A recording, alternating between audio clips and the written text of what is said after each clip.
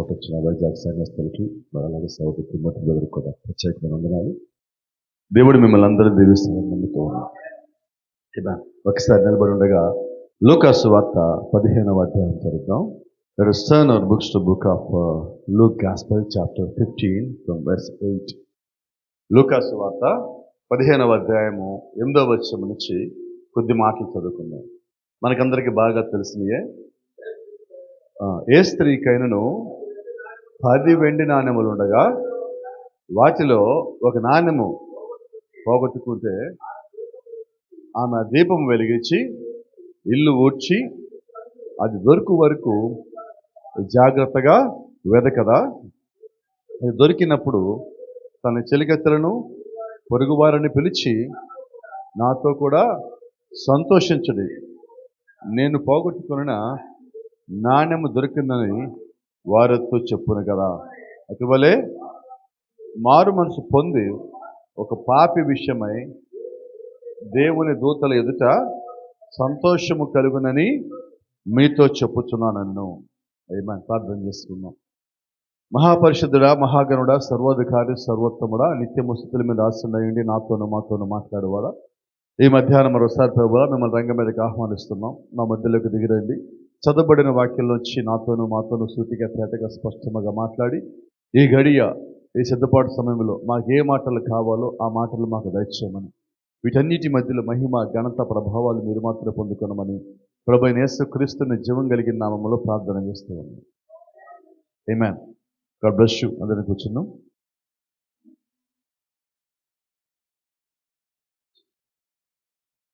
Praise the lord.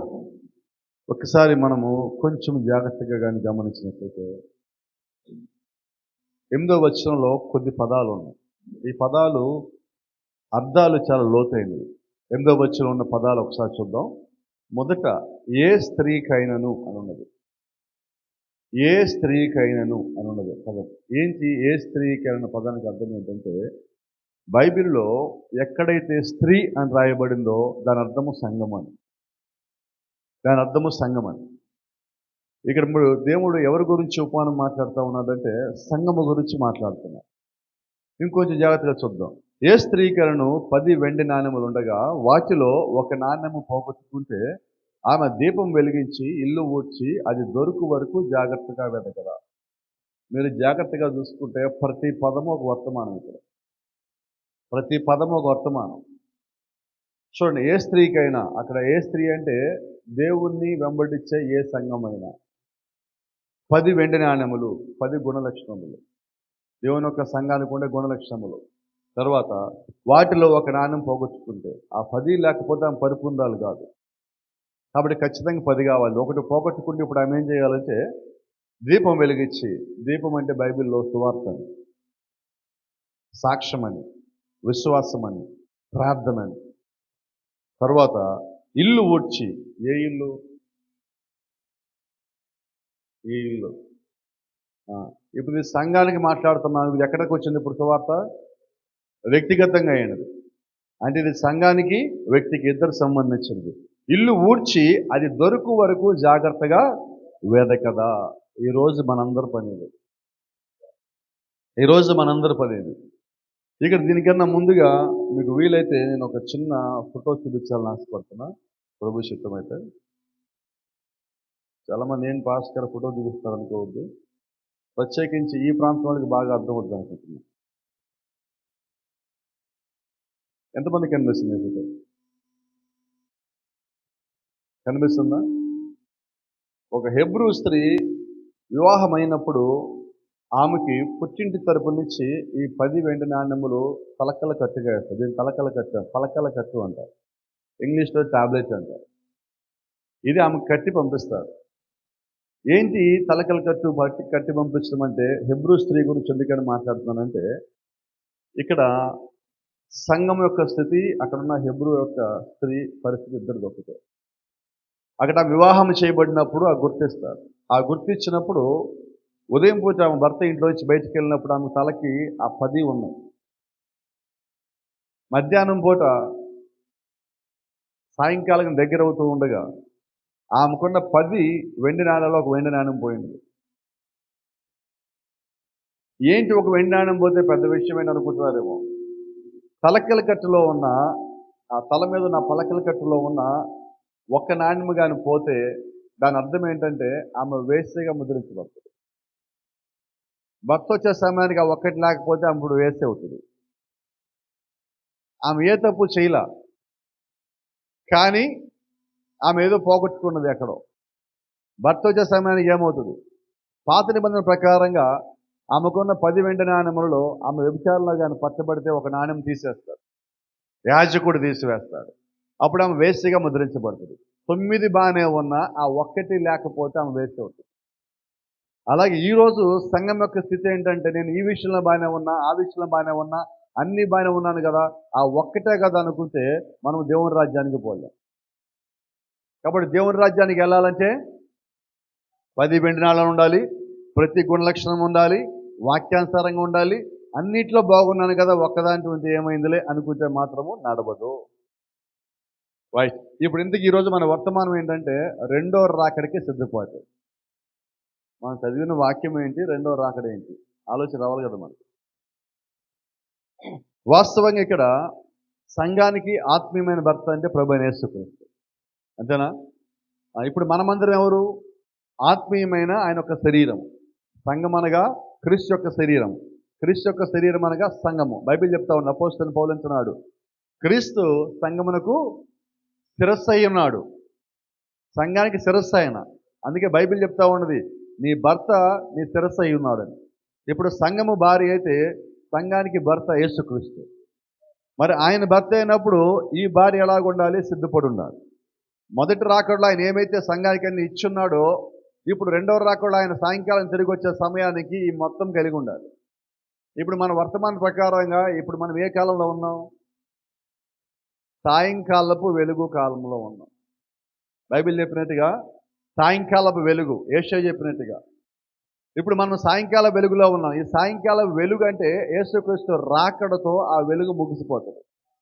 ఆ తర్వాత మిగిలిన చీకటి. భూమి మీద నుంచి దేవుని యొక్క సంఘం పైకి వెళ్ళిపోయిన తర్వాత భూమి మీద ఇంకేమన్నా ఉన్నదంటే ఒక్కటే మిగిలి ఉన్నది, తీర్పు. ఈరోజు సంఘానికి ఒక్కటే నిరీక్షణ. ఏంటి ఆ నిరీక్షణ అంటే యేసుక్రీస్తు యొక్క రెండవ రాకడ. ఎప్పుడైతే రెండవ రాకడ వచ్చిందో ఇక సంఘము ఇక దేని గురించి ఆలోచించాల్సిన పని లేదు. ఎందుకంటే రాకడలో సంఘము దేవుని దగ్గరికి వెళ్తుంది. కాబట్టి ఇప్పుడు సంఘం యొక్క సిద్ధపాటు ఎవరి కొరకు? రాకడొచ్చేలోపు రాకడ కొరకు ఆమె సిద్ధపడతారు. రాకడొచ్చేలోపు వ్యక్తిగతంగా సిద్ధపడతారు. సంఘము సిద్ధపడాలి, వ్యక్తులు సిద్ధపడాలి, కుటుంబాలు సిద్ధపడాలి. ఇలా మాట్లాడుకుందాం. సంఘం అంటే ఎవరు? కుటుంబాలు. కుటుంబాలు అంటే ఎవరు? వ్యక్తులు. అంతేనా? అంటే ఇప్పుడు సంఘం అంటే ఎవరు? వ్యక్తులు.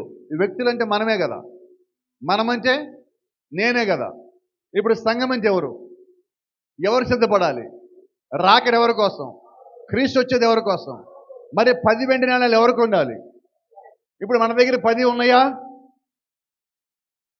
ఇలా చెప్పింది గట్టిగా చెప్పరు. ఇప్పుడు కూడా ఉన్నాయని కొన్నిటికి అలాగ ఆగిపోతూ ఉంటారు. అలాగా నాకు డౌట్ తెప్పించాను. కాకపోతే అమాయకులు బోధించేటప్పుడు తెలివైన వారు సమాధానం చెప్పాలి.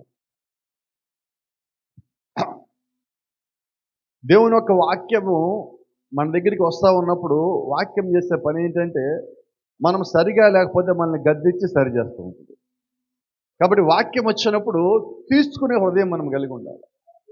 ఇక్కడ మీరు చాలా జాగ్రత్తగా గమనిస్తే ఆ 10 వెండి నాణెములు ఉన్న స్త్రీ ఏమరపాటుగా ఉన్నప్పుడు వాటిని జాగ్రత్తగా చూసుకున్నప్పుడు ఆమె ఒక వెండి నాణ్యం కోల్పోయినది. ఈరోజు మనము కూడా కొన్ని సంగతులతో, కొద్దిమంది స్నేహితులతో, కొద్దిమంది సంఘాలతో, కొద్దిమంది సేవకులతో, కొన్ని కుటుంబాలతో బంధుత్వము, స్నేహం మనం కలిగి ఉన్నప్పుడు మనం కూడా తెలియకుండా కొన్నిటిని కోల్పోతూ ఉన్నాం.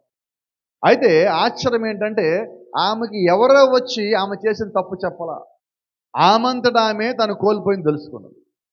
ఈరోజు దేవుడు సంఘం నుంచి ఏం ఆశిస్తున్నాడంటే, ఎవరో వచ్చి నీకు తప్పు చెప్పడం కాదు, ఎవరో నీ లోపం చూపించడం కాదు, నీ లోపల ఉన్న లోపం ఏంటో నువ్వే గ్రహించగలగాలి. వాక్యము ద్వారా, ప్రార్థన ద్వారా, విశ్వాసము ద్వారా, దేవుని కృప ద్వారా, ఆయన యొక్క రక్షణ ద్వారా, ఆయన యొక్క చిత్తము ద్వారా. ఆత్మ యొక్క ప్రేరేపణ ద్వారా, ఈ గడియ వర్తమానము ద్వారా నిరంతరమును వాక్యము చేత ప్రేరేపించబడతా ఉన్నప్పుడు నీలో ఉన్న ప్రతి బలహీనత దేవుడు నీకు తెలియజేస్తాడు. నీలో ఉన్న ప్రతి లోపము దేవుడు నీకు తెలియజేస్తాడు. నువ్వు పాపంలో ఉండిపోట దేవుడి ఇష్టము కాదు. నువ్వు శాపంలో ఉండిపోట దేవుడి ఇష్టము కాదు. నువ్వు నశించిపోవట దేవుడి ఇష్టము కాదు. నువ్వు పాతాళానికి వెళ్ళట దేవుడికి ఇష్టము కాదు. ఈ గడి వర్తమానికి ఒక మాట చెప్తున్నాడు. పాతాళం ఉన్నది విశ్వాసుల కొరకు కాదు అన్నాడు. ఎవరి కోసం? అవిశ్వాసుల కొరకు. మీరు గమనిస్తే పాతాళంలో ఎక్కువ మంది ఉంటారా, పరలోకంలో ఎక్కువ మంది ఉంటారా? అంటే విశ్వాసులు ఎక్కువ, అవిశ్వాసులు ఎక్కువ. ఇప్పుడు చూడండి, ఇక్కడ దా బాగా చెప్పాం కదా, మనం బాగా చెప్పామా లేదా? మనం ఎక్కడికి వెళ్దాం అనుకుంటున్నాం? వినపడలేదండి, కొంచెం గట్టిగా చెప్పండి. గుంటూరు నుంచి వచ్చాం, గట్టిగా చెప్పండి. రైట్, మంచిది. పరలోకానికి వెళ్ళాలనుకుంటే 10 వెండి నాణాలు ఉండాలా వద్దా? ఉన్నాయా లేవా? లేచి ఎట్టి వెళ్తాం? లేకపోతే పైకి వెళ్తాం, కిందకి వెళ్తామా? ఇప్పుడు బైబిల్ అంటున్నది నువ్వు కిందకి వెళ్తాం కూడా సృష్టించబడలేదు అంటున్నది. నువ్వు వచ్చిందే పైకి వెళ్తానికి. చూడండి, అపవాది వాడి కింద నుంచి భూమి మీదకి వచ్చి కిందకి లాక్కుపోతున్నాడు. యేసుక్రీస్తు పైనుంచి కిందకి వచ్చి పైకి లాక్కుపోతున్నాడు. నువ్వు ఎటు వెళ్దాం అనుకుంటున్నావు చెప్పు? ఈ మధ్యాహ్నం నీ నిర్ణయం ఎక్కడ? నిత్యత్వం ఎక్కడ గడపాలనుకుంటున్నావు? పాతాళం నీ కొరకు కాదు, అది అవిశ్వాసుల కొరకు, అపవాది సంతానానికి, పడిపోయిన దూతల కొరకు. నీ కొరకైతే దేవుడు నిత్య జీవాన్ని ఉంచాడు. ఇంకో సంగతి చెప్పాలి, నిత్య నరకం లేదు. నిత్య జీవం ఉంది కానీ నిత్య నరకం లేదు.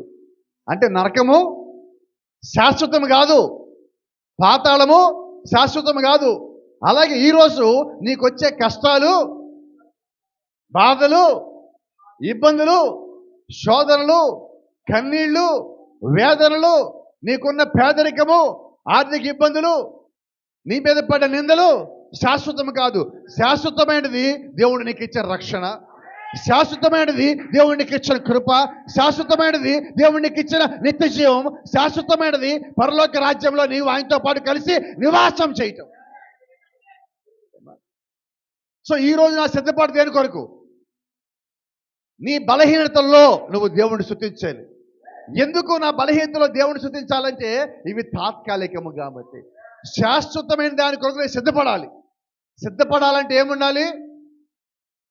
10 వెండి నాలుగు ఉండాలి. అది మాత్రం మర్చిపోకండి. పోతా ఉన్నాయా 10 అంటున్నా. లేకపోతే ఏం చేయాలంటే దీపం వెలిగించాలి. దీపం అంటే సువార్త, సువార్త అంటే వాక్యం, వాక్యం అంటే ప్రార్థన. ఇప్పుడు నా బలహీనత నాకు ఎవరు తెలియజేయాలంటే నా ఇంట్లో వాళ్ళు నా బలహీనత నాకు తెలియచేయరు, నా మీద నిందలేస్తారు. నా కుటుంబము నా బలహీనత చెప్పదు, నా సంఘము నా బలహీనత చెప్పదు. అయితే నన్ను ప్రేమించిన దేవుడు నా బలహీనతలోంచి నేను ఒప్పుకుంటే నన్ను బయటికి తేగలడు. నా బలహీనత తీసివేయగలడు, నా లోపం తీసేయగలడు. నా పాపాన్ని కడగటానికే, నా లోపాన్ని కడగటానికే, నా బలహీనత తీసివేయటానికే ఆయన పరలోకం నుంచి కిందకి దిగొచ్చాడు. అందుకొరకే ఆ రక్తం కాచాడు, అందుకొరకే శిలువ మరణం పొందాడు, అందుకొరకే గాయాల పాలయ్యాడు, అందుకొరకే సమాధిలోకి వెళ్ళాడు, అందుకొరకే సమాధిని బద్దలు చేశాడు, అందుకొరకే మళ్ళా ఈ మధ్యాహ్నం నాతో మాట్లాడుతూ ఉన్నాడు. Praise the Lord. ఆమేన్. కాబట్టి గమనించండి, క్రీస్తు వచ్చింది ఎవరి కోసం? రక్తం కాచింది ఎవరి కోసం? ఎవరి పాపం తీసేయటానికి. ఎవరి వెండి నాణ్యం ఇవ్వటానికి క్రీస్తు వచ్చాడు. ఎవరి వెండి నాణ్యం ఇవ్వటానికి ఆయన రక్తం కాచాడు. ఎవరి వెండి నాణ్యం ఇవ్వటానికి ఆయన సమాధిని బద్దలు చేశాడు. ఎవరి వెండి నాణ్యం ఇవ్వటానికి ఆయన ఈ వాక్యం రాశాడంటే నా కొరకే. నేను కోల్పోయింది నాకు తిరిగి ఇవ్వటానికి, నా స్థానం నాకు తెలియచేయటానికి. మనం ఎక్కడి నుంచి వచ్చాము? అనుమానంగా ఉన్నారు, నమ్మకం ఉండి చెప్పండి. ఎక్కడి నుంచి వచ్చాం? సరే, పైనుంచి వస్తే ఎక్కడికి వెళ్ళాలి? పైకి వెళ్ళాలంటే ఏం కావాలి? ఉన్నాయా అంటున్నా.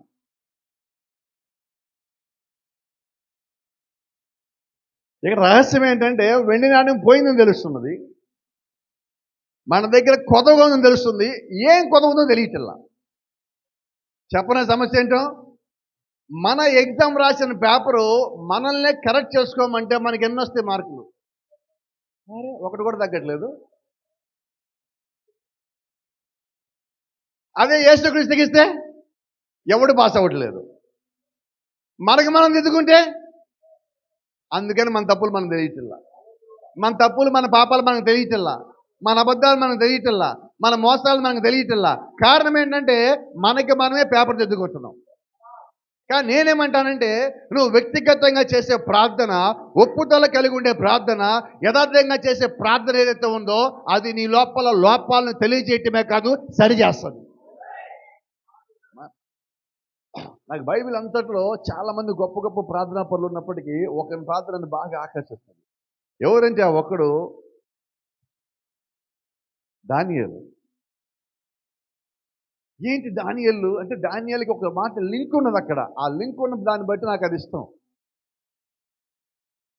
దానియేలు ప్రార్థన చేస్తా ఉండగా గాబ్రియేలు కిందకి దిగి వచ్చాడు. గాబ్రియేలు అంటాడు దానియేలుతో, దానియేలు నీవు బహుప్రియుడు గనక, నీవు బహుప్రియుడు గనక. ఎందుకు గాబ్రియేలు వచ్చాడు? ఎందుకు దేవుడు గాబ్రియేలు పంపించాడు? ఎందుకు దానియేలు ప్రార్థన దేవుడు ఆలకించాడంటే దానియేలు దేవుడికి బహుప్రియుడు. అయితే ఇక్కడ మనం ఇటువైపుని చూద్దాం. ఎందుకని దానియేలు ప్రార్థన దేవుడు ఆలకించాడంటే దానియేలు తను ప్రార్థన చేసే ముందు తన పాపం ఒప్పుకుంటూ ప్రార్థిస్తున్నాడు. ఎందుకు బహుప్రియుడు? మనమైతే ఎలా చేస్తాం ప్రార్థన? అందరి పాపాలు క్షమించమని ప్రార్థన చేస్తాం. మరి మన పాపాలు మనకి మనం ఏమైందంటే మన దృష్టిలో మనం పరిశుద్ధులం, పవిత్రులం. మన దృష్టిలో మనం. మిగతా వాళ్ళందరూ పాపులు, మామూలు పాపులు, నరకానికి పోయే పాపులు మన దృష్టిలో వాళ్ళందరూ. కానీ దేవుని దృష్టిలో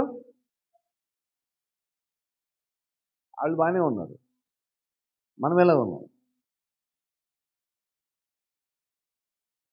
ఇప్పుడు ఆమె ఒప్పుకుంటారు, మీరెవరు ఒప్పుకోవట్లేదు.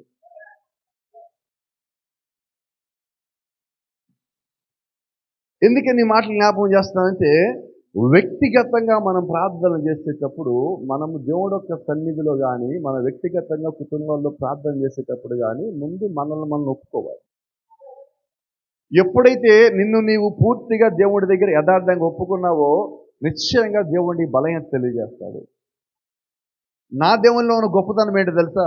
ఆయన కేవలం బలహీనత మాత్రమే తెలియచేయడు, ఆ బలహీనత ఎలాగ సరి చేసుకోవాలో కూడా చెప్తాడు. ఎవరు చెప్పరు. చూడండి, మన ఇళ్లలో మనం తప్పు చేసి అందరూ తిట్టేవాళ్ళే, దాన్ని సరి చేసేవాళ్ళు ఎవరు?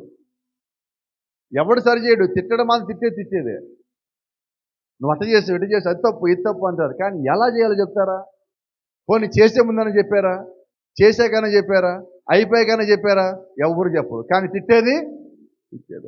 అయితే దేవుడు ఏం చేస్తున్నాడు అంటే అపవాది మన పాపాలను ఎత్తి చూపిస్తాడు, దేవుడు ఏం చేస్తారంటే పాపాలని సరి చేస్తాడు. ఇద్దరికి తేడా అది. వాడు మన మీద ఎంతసేపు ఏం నిందయ్యాలని ఎతుకుతానే ఉంటాడు. బైబిల్ ప్రకారం చెప్తే వాడు గోతిగాడు నక్క. గోతి దగ్గర నక్క ఎందుకు వస్తుంది? ఎవరిని పెడదావా తిందామని కూర్చుంటుంది ఆ గోతి దగ్గర. వాడి పని ఏంటంటే ఏం దొరుకుతుందా అని ఎతకటం వాడి పని. దేవుని పని ఏంటంటే నువ్వు అపవాదికి దొరకకుండా చేయటం దేవుని పని. నీకు ఒక మాట జ్ఞాపకం చేస్తాను. అసలు దేవుడు పరిశుద్ధాత్మను ఎందుకు ఇచ్చాడు? చాలా మందికి ఈ సంగతి తెలియదు. పరిశుద్ధాత్మ కావాలి, రావాలి, వచ్చేయాలంటారు. కేకలేసి చప్పలు కూడా అరిచేసి గంతులేసి వచ్చేసి అంటారు. అయితే ఇక్కడ పరిశుద్ధాత్మ ఎందుకొరకు ఇవ్వబడిందంటే ఒక ప్రత్యేకమైన దాని కొరకు పరిశుద్ధాత్మ ఇవ్వబడింది. పరిశుద్ధాత్మ ఇవ్వబడిన కారణము అపవాది నీ ముందు పన్నిన పన్నాగాలు ఏవైతే ఉన్నాయో వాటిలో పడనీయకుండా నేను తప్పించడానికి దేవునికి పరిశుద్ధాత్మ ఇచ్చాడు. వాడి ఉరిలో నువ్వు పడకుండా ఉండటానికి దేవునికి పరిశుద్ధాత్మ ఇచ్చాడు. చిన్నది మనకు అర్థమయ్యేటట్టు చెప్తాను. ఇప్పుడు ఈ రోడ్లో మనం ఇలాగ వెళ్తున్నాం. ఆ రోడ్లో ఒక గుంట ఉన్నది. ఆ గుంటలో పడ్డాం ఈరోజు. రేపు మళ్ళీ అదే దారిలో వచ్చాం, మళ్ళీ ఆ గుంటలో పడతావా? రెండోది, ఆ రోడ్లో ఎవరన్నా నీకు తెలిసిన వాళ్ళు నీ స్నేహితులు వెళ్తా ఉంటే ఏం చెప్తాం? అదే పరిశుద్ధాత్మ.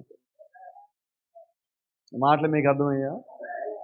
చర్చికి రాకపోతే గుంట్లో పడతామని చెప్తాం, ప్రార్థన చేయకపోతే గుంట్లో పడతా ఉంటాం. ఎందుకంటే ఆల్రెడీ మనం పడి లేచి వచ్చాం కాబట్టి మనకు అనుభవం ఉంది కాబట్టి వాళ్ళు చెప్తున్నాం. ఇప్పుడు పరిశుద్ధాత్మ ఏం చేస్తారంటే రాబోయేది, జరగబోయేది, నువ్వు సరిగా లేకపోతే నీ జీవితంలో జరిగేది, నువ్వు సరిగా ఉంటే ఏం జరుగుతుందో మీకు తెలియజేసేవాడు పరిశుద్ధాత్మ. కాబట్టి ఈ చిట్ట చివరి గడియలో మనకు కావాల్సింది పరిశుద్ధాత్ముడు. ఎందుకంటే పరిశుద్ధాత్ముడు మన లోపాలను మనకు తెలియజేస్తాడు, మన బలహీనతను మనకు తెలియజేస్తాడు. ఇప్పుడు కూడా ఈ స్త్రీకి ఆమెలో ఉన్న బలహీనత అంటే ఆమె పోగొట్టుకున్న నాణ్యం ఏదైతే ఉండదో ఆ నాణ్యం తెలియజేస్తుంది. ఇదిగో నీ దగ్గర నాణ్యం లేదు. రెండోది, ఆ నాణ్యం లేదని ఆమెకి ఎలా తెలిసిందంటే ఆమె భర్త రాబోతున్నాడు అని చెప్పి రెడీ అవటానికి అద్దం దగ్గరికి పోయింది. ఎక్కడికి వచ్చింది? అద్దం దగ్గరికి రాగానే ఆమె అంతా రెడీ చేసుకున్నాక లాస్ట్లో చూసుకుంటే 10 వెండి నాణ్యాలు ఒక నాణ్యం లేకుండా పోయింది. ఇప్పుడు ఆమె పరిస్థితి ఏంటి? అంతేనా? ఇంకో చూపిస్తాను, త్వరగా అర్థం అవుతుంది అనుకుంటున్నాను. ఇదే ఆమె పరిస్థితి. ఏమైంది?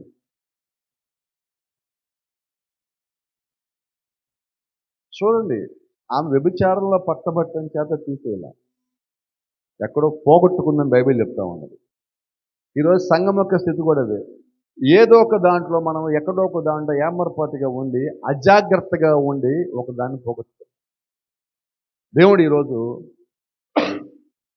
హెచ్చరిస్తున్నాడు, నువ్వేం పోగొట్టుకున్నావు నువ్వు తెలుసుకో. ఎప్పటిలోపు? ఆయన రాకడలోపు. నువ్వు వచ్చేలోపు నువ్వు సిద్ధపాటు కలిగి ఉండాలి. ఆయన వచ్చేలోపు నువ్వు సిద్ధపాటు కలిగి ఉండాలి. ఈరోజు మనం బయటికి వెళ్ళినా, ఎక్కడికి వెళ్ళినా, ఏం చెప్పినా, ఏం చేసినా ప్రతి ఒక్కరు అంత్యకాలమని, కోతకాలమని, వధువు కాలమని, ఎత్తబడే కాలమని, రూపాంతరం చెందే కాలమని, రాకడి కాలమని, క్రీస్తు తీసుకెళ్లే కాలమని, సంఘం పైకి వెళ్ళిపో కాలమని, ఏదో కాలమని మొత్తాన్ని చివరి కాలమని చెప్తున్నాను. ఇవన్నీ నిజమే. అయితే చివరి కాలానికి తగినట్టుగా సిద్ధపాటు కలిగి ఉన్నాను. ఈ మధ్యాహ్నం మనందరం మనం ప్రశ్నించుకుంటే నువ్వు సిద్ధపాటు ఎలా కలిగి ఉన్నావు అన్నదిగా నీకు తెలిస్తే దాన్ని బట్టి నువ్వు ఏం కోల్పోయావో నీకు ఏం కావాలో తెలుసు. అంతేనా? ఒక మాట చెప్తాను. వైజాగ్ నుంచి నాతో పాటు వచ్చిన ఒక మాట చెప్తాను.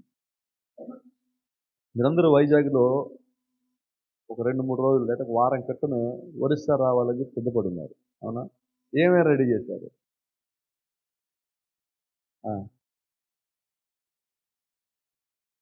ఇక్కడికి రావటానికి కావాల్సినవి మీరు ముందే రెడీ చేశారు. వచ్చాక అర్రే అది మర్చిపోయాను, ఇది మర్చిపోయాను అనుకున్నారు ఏదన్నా? అది సిద్ధపాటు అంటే. రాకడ కన్నా ముందు కూడా మనం అలాగే సిద్ధపడాలి. అన్నింటిలో ఏమి కొదవగా ఉండకూడదు. అయితే నీకేం చేయాలి అంటే వైజాగ్ నుంచి ఒరిస్సా వెళ్తున్నాయి కాబట్టి నాకు ఈ ప్రయాణంలో ఏం అవసరం కావాలో నీకు తెలియాలి. యేసుక్రీస్తు రాకడ వస్తుంది కాబట్టి ఆ రాకడలో నేను కూడా వెళ్ళాలంటే ఏం కావాలో తెలియాలి. అప్పుడు నువ్వు సిద్ధపడతావు, అప్పుడు నువ్వు సమకూర్చుకుంటావు, అప్పుడు నువ్వు సంపాదించుకుంటావు, అప్పుడు నువ్వు జాగ్రత్త పడతావు. కాబట్టి ఈరోజు నేనంటున్నా, ముందు జాగ్రత్త, ఆ తర్వాత సిద్ధపాటు, ఆ తర్వాత ఆ సమయానికి నువ్వు రెడీగా ఉంటావు. అంతా అయ్యి ఆ సమయానికి రాకపోతే,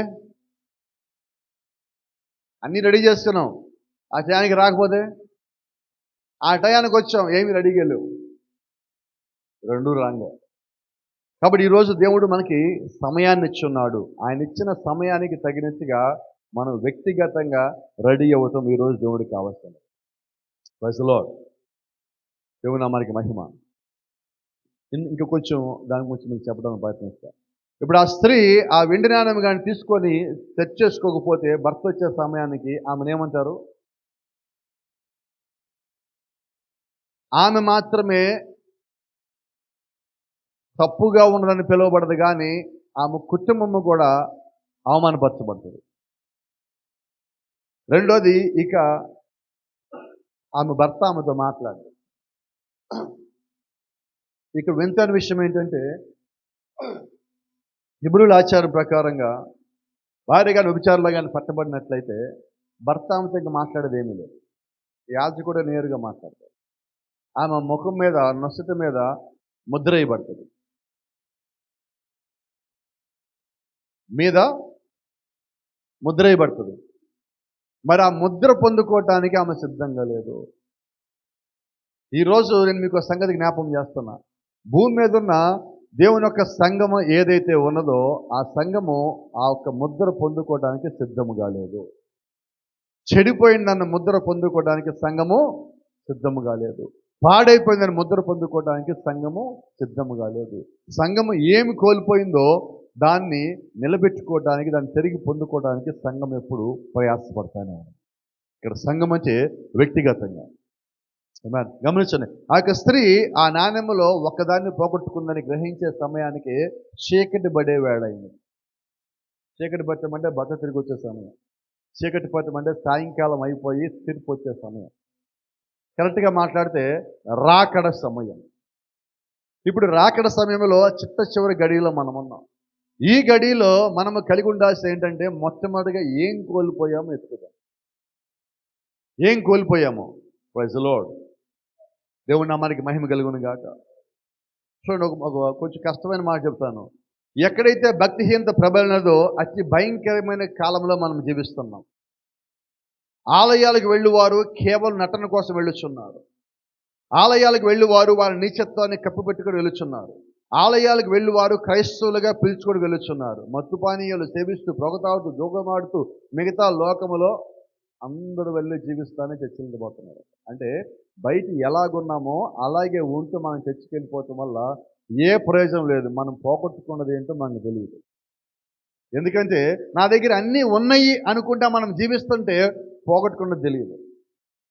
అంతేనా? ఈరోజు నా దగ్గర ఏమీ లేదో నేను కనిపెట్టడానికి నేను సిద్ధపడ్డప్పుడే నా దగ్గర ఏం లేదో తెలుస్తుంది. మనం దానికి వైపు చూడటల్లా. ఈరోజు దేవుడు మనల్ని గద్దిస్తుందా ఒకటే, ఏం లోపం ఉండదో నీ లోపాన్ని ఒకసారి సరి చేసుకుంటున్నావు. చూడండి, దేవుడు చెప్తున్న మాట, నువ్వు చల్లగా లేవు, వెచ్చగా లేవు. నువ్వు చల్లగా ఉండని మేలు, వెచ్చగా ఉండని మేలు. నువ్వు చల్లగానైనా వెచ్చగా ఉండలేదు కాబట్టి నిన్ను నా నోట నుండి ఉమ్మివేయ ఉద్దేశించుచున్నాను. ఉమ్మేయలేదు అంటే యేసుక్రీస్తు ఏం చేస్తున్నాడంటే ఇప్పుడు ఒక వార్నింగ్ ఇస్తున్నాడు. ఈ 10 వెండాలను పట్టుకున్న స్త్రీకి ఆమెకు ఒక వార్నింగ్ వచ్చింది. ఆ 10లో ఒకటి పోగొట్టుకున్నది, అందుకని వార్నింగ్ వచ్చింది. 10 పోతే ఆమె చేయగలిగింది ఏమీ లేదు. ఆ ఒక్కటి పోయింది కాబట్టి ఆ ఒక్కటి సంపాదించుకుని ఆయన వచ్చేలోపు నేను తిరిగి నా స్థానంలో ఉంటాను. ఈరోజు వధువు స్థానంలోకి రావాలి. సంఘము యొక్క స్థానంలోకి రావాలి. విశ్వాసి యొక్క స్థానంలోకి రావాలి. విశ్వాసి స్థానం అంటే సంఘంలోకి వచ్చి మనకి ఇచ్చిన కుర్చీలో కూర్చోటం కాదండి. విశ్వాస యొక్క స్థానం అంటే క్రీస్తులో నీవు ఎక్కడ ఉండాలో అక్కడ ఉండాలి. వాక్యంలో నీ యొక్క స్థానంలోకి నువ్వు రావాలి. అంటే నీవెవరో నీకు తెలియాలి. క్రీస్తులో నీవేంటో నీకు తెలియాలి. ఎందుకు భూమి మీదకి వచ్చావో తెలియాలి. ఎందుకు క్రైస్తవులు అయి ఉన్నావో తెలియాలి. ఎందుకు ఈ అంత్యకాలంలో యేసు క్రీస్తు నువ్వు అంగీకరించావో, ఎందుకు బాప్తిజం పొందావో, ఎందుకు రక్షణ మార్గం నడిచావో, ఎందుకు నువ్వు సిద్ధపడుతున్నావో నీకు తెలిస్తే నువ్వు ఇంకా బాగా రెడీ అవ్వగలవు. అంతేనా? వైజాగ్ నుంచి ఒరిస్సా వస్తున్నాం. ఎందుకు వస్తున్నాం? మనకు క్లారిటీ ఉంటే నేను సిద్ధపడి బాగుంటుంది. ఆ క్లారిటీ లేకపోతే మనం సరిగా వెళ్దాం పదంటే వెళ్దాం పదంటుకుంటాం. మనం రెడీ అయ్యి వచ్చినప్పుడు నీ సిద్ధపాటు ఇంకొక లెవెల్లో ఉంటుంది. ఈరోజు దేవుడికి కావాల్సింది అదే. నేను సంఘానికి ఎందుకు వస్తానో నాకు తెలియాలి. ఎందుకు ప్రార్థన చెయ్యాలో తెలియాలి. ఇక్కడ మనం కొన్నిసార్లు పిలిచి ప్రార్థన చేయమంటే మనం ఏం ప్రార్థన చేస్తాం మనకు కూడా తెలియదు. కూర్చోడానికి ఎలాగో తెలియదు, కొన్నిసార్లు మనకు కూడా తెలియదు. అయితే ఇక్కడికి నువ్వు ఎందుకు పిలువబడ్డావో నువ్వు ముందు దేవుడు నీకు తెలియచేసినట్లయితే ఆ తర్వాత నువ్వు చేసే ప్రార్థన, నువ్వు పలికే మాట అందరినీ కదిలించగలవు. ఈరోజు మనకు కావాల్సింది అదే. దేవుడు నన్ను పిలిచాడు అంటే వేరు, దేవుడు పిలుపుకు తగ్గట్టుగా మనం జీవించడం. ఈరోజు దేవుడు మనల్ని ఆశిస్తున్నదే. నువ్వు సేవకుడివా విశ్వాసివా కాసేపు పక్కన పెడితే ఆయన విశ్వాసిని కూడా పిలిచిన వాడే. దేవుడి పిలవకుండా విశ్వాసులు రాగలరా? సంఘానికి రాలేరండి. దేవుడి పిలవకుండా విశ్వాసులు దేవుని యొక్క రాజ్యానికి రాగలరా? రాలేరు. కాబట్టి పిలిచిన వాడు దేవుడే. నేనంటాను 5 రకాల పరిచర్లో ఉన్న పిలుపులే కాదండి, అన్నిటికన్నా ప్రాముఖ్యమైన పిలుపు విశ్వాస పిలుపు. అన్నిటికన్నా గొప్పది. ఎందుకంటే వధువు అనేదే లేకపోతే వధువుకి పరిచయం చేసేవాళ్ళు ఎక్కడ? సంఘం అనేదే లేకపోతే 5 రకాల పరిచర్య ఎక్కడ? అపోస్తలుల నుండి సంఘం లేకపోతే ప్రయోజనం ఏంటి? పాస్టర్ గారు ఉండి సంఘం లేకపోతే ప్రయోజనం ఏంటి? సువార్తికుడు నుండి సంఘం లేకపోతే ప్రయోజనం ఏంటి? కాబట్టి అన్నింటికన్నా ప్రాముఖ్యమైన దేవుని యొక్క సంఘము. అవునా? కొద్దిమంది పాస్టర్లు చెప్తూ ఉంటారు, మా సంఘం అసలు వినదండి మా మాట. ఎవరి సంఘము? దేవునిది. మనం ఆ సంఘానికి పనివాళ్ళం. సంఘం మనకి పనిచేసేది కాదు. సంఘానికి మనం పనిచేసేవాళ్ళం. ఇది సేవకుని స్థానం. ఎప్పుడైతే సేవకుడికి తెలిసిందో సేవకుడు ఇంకా బలంగా పనిచేయగలుగుతాడు.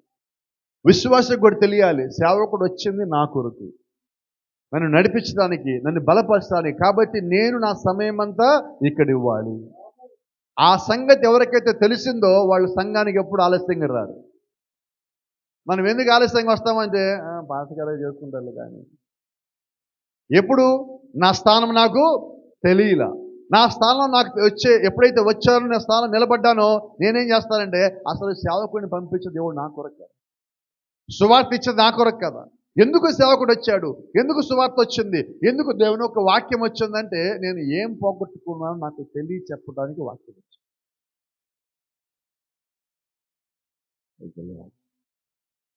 ఆమె వెండి నాణ్యం పోగొట్టుకున్నాను తెలియ, కానీ ఫస్ట్ చేసిన పని ఒకటి ఏంటి అంటే దీపం వెలిగించింది. ఎందుకంటే సాయంకాలం చీకటి పడుతున్నది, భర్త వస్తున్నాడు, బయటికి పోలేదు.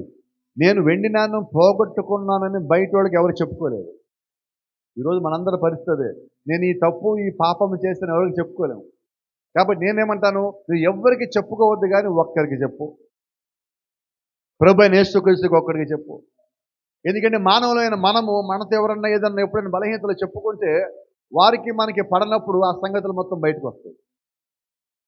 అయితే దేవుడికి చెప్పుకుంటే దేవుడికి మనకి పడకపోవడం అనేది లేదు. కాబట్టి దేవుడు ఎవరికి చెప్పడు పోయి. కాబట్టి ఆయన అన్ని సమయాల్లో అన్ని కాలాల్లో నమ్మకస్తుడు. కాబట్టి మనం ఎప్పుడన్నా ఏదైనా చెప్పాలంటే దేవుడికి నమ్మకంగా చెప్పచ్చు. ఆయనకు నమ్మకంగా చెప్పినప్పుడు ఆయన నీ బలహీనతలని తీసివేయటానికి ఆయన తన యొక్క స్వరక్తం నీకు ఇస్తాడు. కాబట్టి అన్ని కాలాల్లో అన్ని సమయాల్లో మనం ఎవరు నమ్మగలమంటే ఆయన ఒక్కడనే.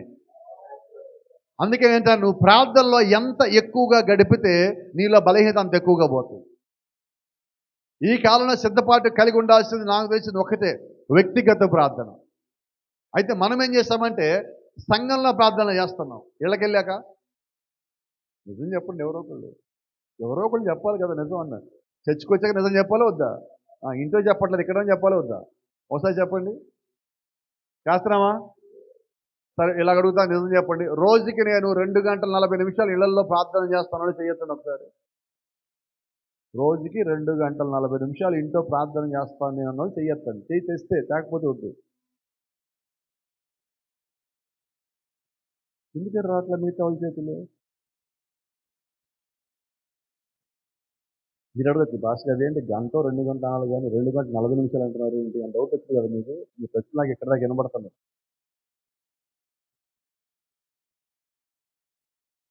మనము సంపాదించిన దాంట్లో దేవుడికి నెల ఇచ్చిన తర్వాత దశమ భాగం ఇస్తాం, అంటే 10% ఇస్తాం. సంపాదించిన దాంట్లో లాస్ట్లో ఒక 0 తీసేసి మిగిలిన ఇస్తాం. అలాగే నేనంటాను, దేవుడు రోజుకి నీకు 24 గంటల సమయం ఇస్తే నువ్వు ఎంత ఇచ్చావు? దాంట్లో దశమ భాగం ఇవ్వమంటారు ఆయన దేవుడికి. అంటే 2 గంటల 40 నిమిషాలు నువ్వు దేవుడికి ఇచ్చేరాదా? బాగుంటుందా బాగోదా? ఇస్తున్నామా? ఇవ్వట్లా. మనం చాలా బిజీ కదా. ఎంత బిజీ అంటే 2 గంటల 40 నిమిషాలు మనము దేవుడికి ఇవ్వలేంత బిజీ. కోపడకు, ఇది చీకటి పడే సమయం, సరి చేసుకునే సమయం, లోపాలు తెలుసుకునే సమయం. ఇప్పుడు నువ్వు సమయం ఇవ్వకపోతే రేపొద్దున ఆయనకి సమయం వాడు పైకి రాడు. కాబట్టి సరి చేసుకునే సమయం ఇదే. ఇప్పుడు మనం సమయం ఆయనకి ఇవ్వాలా.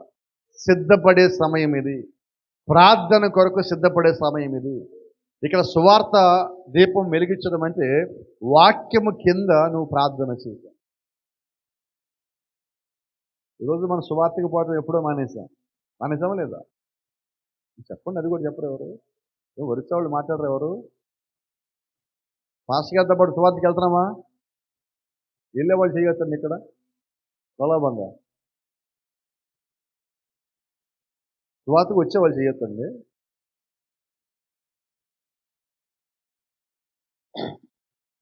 నేను వింటాను, మన ఇంట్లో వాళ్ళు మనతో పాటు దేవుని రాజ్యం రావాలో వద్దా? మరి వాళ్ళని తెచ్చామా సంఘానికి? కాలేదు. వాళ్ళు అంతేనండి, వాళ్ళు మారరు అని వాళ్ళు వదిలేసి మనం ఇంకో చోటుకు పోతున్నాం. నేనంటే ముందు అక్కడే పని చేయరాదా? ఎవరో తెలియని వాళ్ళు నడిపించే కన్నా తెలిసి వాళ్ళు బలంగా నడిపించగలరు కదా. మన కుటుంబాన్ని మనం రక్షించుకోకపోతే దేవుడు మన కుటుంబంలో మనకిచ్చిన సువార్త దేనికి? దేవుడు ఒక కుటుంబంలో ఒక వ్యక్తికి రక్షణ ఇస్తే ఆ వ్యక్తి యొక్క బాధ్యత ఆ కుటుంబాన్ని మొత్తం రక్షణలోకి రాదు. దేవుడు ఒక సేవకుడిని కానీ పిలిస్తే ఆ సేవకుడు యొక్క బాధ్యత ఏంటంటే తనున్న ప్రాంతం అంతా దేవుళ్ళకి నడిపిస్తాడు. ఆ రెండు బాధ్యతలు ముందుగా మనకు తెలియాలి. ఆ తర్వాత నీ బాధ్యత ఏదైనా కూడా మనం ఉన్న చోట దేవుణ్ణి ప్రకటించగలగాలి. మన కుటుంబంలో మనం ప్రకటించగలగాలి. వాళ్ళ బలహీనతలు దాటుకొని దేవుని దగ్గరికి వచ్చేలాగా మనం ప్రార్థనలో దేవుణ్ణి అడగాలి. ఈరోజు మళ్ళీ విమర్శించిన వారి గురించి ప్రభువా వాళ్ళని బాధ పెట్టాడు, ఈ నన్ను బాధ పెట్టాడు, నన్ను కష్టపడ్డాను, తిట్టాడు, నన్ను దూషించాడు, అట్లా ఇది ఇట్లా అది కంప్లైంట్ అన్ని దేవుని దగ్గర ఇస్తున్నాం. కానీ వాళ్ళు కూడా మారాలి ప్రభువా, నన్ను దూషించిన వాళ్ళు కూడా మారాలి ప్రభువా, వాళ్ళు కూడా దేవుళ్ళలోకి రావాలి ప్రభువా అని అడిగాము దేవుని దగ్గర. ఈరోజు జ్ఞాపకం చేసుకోండి. మనకి డబ్బులు రాకపోతే మాత్రం డబ్బులు రావాలి ప్రభు అని ఎంతసార్లు ప్రార్థన చేస్తామో, ఆత్మలు రావాలి ప్రభు అని ఎంతసార్లు ప్రార్థన చేస్తామా? నేను ఆర్థికంగా బలంగా ఉండాలి, నా కుటుంబం అన్నింటిలో బాగుండాలి, నాకు అప్పులు ఉండకూడదు, ఇబ్బందులు ఉండకూడదు, మనం చేసే ప్రార్థన ఎంత బాగుంది, ఎంత ఎక్కువ ఉన్నది. సంఘం అంతా ఆత్మలతో నిండాలి ప్రభు అని చేసిన ప్రార్థన ఎంత ఎక్కువ ఉన్నది. ఆ రెండింటిని ఒక టాటా పెట్టి ఇలా తూకమేస్తే ఎలాగుంటుంది? మేనే చేయగలి ఉపాసి, నీ రాజ్యమును నిన్ను నేను తూకమేగా నువ్వు తక్కువగా కనబడుతుంది దేవుడు అంటున్నారు దైశాస్త్రం. అలాగే ఈరోజు దేవుడు మనల్ని తూకం వేస్తే, మన ప్రార్థనని మనల్ని పెట్టి తూకం వేస్తే, మనం చేసిన పాపాలని మనం చేసిన ప్రార్థన తూకం వేస్తే, మనం కలిగిన ఒప్పుదలని మనం చేసిన తప్పులను దేవుడు తూకం వేస్తే ఏది ఎక్కువ వస్తుంది? ఎవరు చెప్పట్లేదు ఇవ్వట. మరి ఎక్కువ వస్తే అని తెలిసి కూడా మనం ఇంకా తప్పుకొని ఇంకా ఒప్పుకొని దాని నుంచి తప్పుకోకపోతే దేవుని రాజ్యం వెళ్తామా? ఇది చివరి గడియ. ఈ గడియ దాటితే ఇక మరేది లేదు. బైబిల్ వర్తమానంలో మాటని. కాబట్టి ఆమె ఒకటి పోగొట్టుకున్నదని, ఆమె భర్త వచ్చి సమయమైనదని, అది ఆలస్యమైపోతున్నదని ఆమె గ్రహించినప్పటికే అది పొద్దుగుంకినది.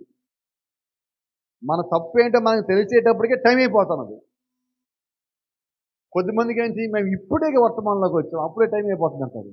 నువ్వు వచ్చిందే లాస్ట్. నువ్వు చివరిలో వచ్చి ఇప్పుడు అయిపోతుంది అంటావేంటి? ఎప్పుడో రావాలి, ముందు లేట్గా వచ్చాం మనం.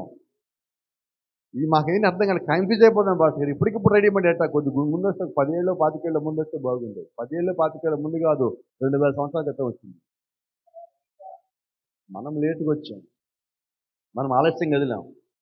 సంఘము మన యొక్క పవిత్రత, మన నిజాయితీని, మన భక్తిని దేవుని యొక్క వాక్యమును బట్టి వారికి వారే పరీక్షించుకుంటే మంచిది. ఎవరు పరీక్ష చేయాలి మనల్ని ఇప్పుడు? వేరెవరు కాదు. నాకు నేను ఎప్పుడు నిజమైన పరీక్ష చేసుకుంటానంటే, పరిశుద్ధాత్మ నేను పొందుకుంటేనే నేను నా పరీక్ష సక్సెస్ అవుతుంది, లేకపోతే అవ్వదు. నిన్న మనం చెప్పినట్టుగా నా పరీక్ష పేపర్ నేనే కరెక్ట్ చేసుకుంటే ఎన్ని వస్తాయి మార్కులు? 100కి 100. మన ఇంట్లో వాళ్ళు దిద్దితే ఇలా మాట్లాడుకుందాం. మన శత్రువుకి ఇచ్చి మన కోసం ఆ పరీక్ష పేపర్ని రైట్ చేయమంటే